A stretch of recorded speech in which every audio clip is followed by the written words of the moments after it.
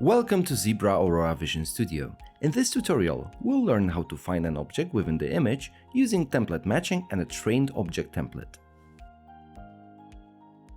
To complete this task, we'll need a couple of basic tools.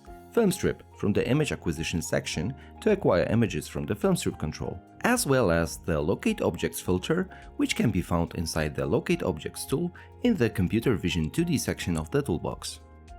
We'll start by adding the red filmstrip filter to acquire images from a dataset prepared for this tutorial. Now, let's add the filmstrip filter to the Acquire section of the program and switch to the offline mode, as this is required to activate the filmstrip. We can now drag and drop the image output into the preview window and iterate our program once to preview the first image.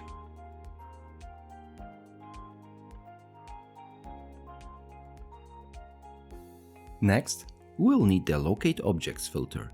Let's stop the program, navigate to the Computer Vision 2D section of the toolbox and choose the LocateObjects tool. There are several filters with different variants inside the tool. All of them are used to locate objects. For our example program, the best suited is the single variant of LocateObjects NCC. Let's add it to our program now. To learn more about other template matching filters, please refer to our documentation. We need to provide an image to the in-image input of the LocateObjects filter and trade the template matching model. To do this, let's go to the in-gray model property in the filter properties.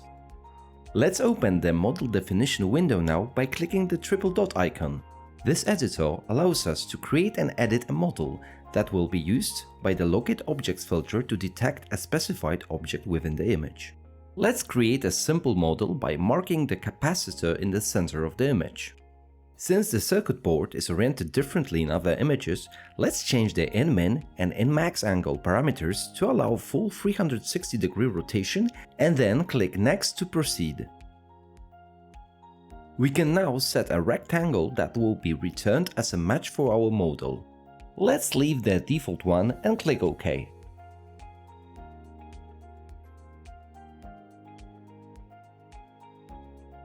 To see the results of the LocateObjects filter, we need to drag and drop the object match output into the preview window and iterate the program. We should also check the object score, which is an indicator of how strictly the found object matches the template. Let's add a new preview window and drag and drop the object score into it. We'll also adjust the window size a bit to better organize our previews.